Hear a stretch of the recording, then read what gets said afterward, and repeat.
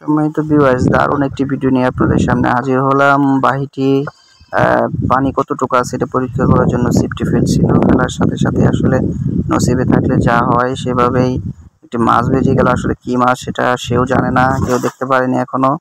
আরেকটা বিষয় হচ্ছে মাছটি সম্ভবত বডি হিট হয়েছে। আপনারা দেখতে থাকুন।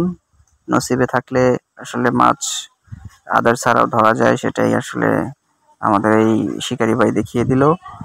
তার কপালে ছিল এই মাছটা, সেজন্য সে সুন্দরভাবে খেলতেছিল।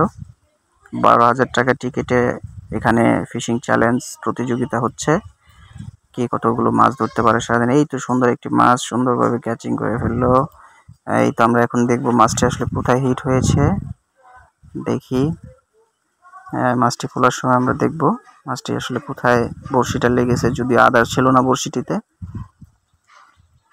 এই তো আপনারা দেখতেছেন চোখের ভিতরে আসলে লেগেছিল। ধন্যবাদ।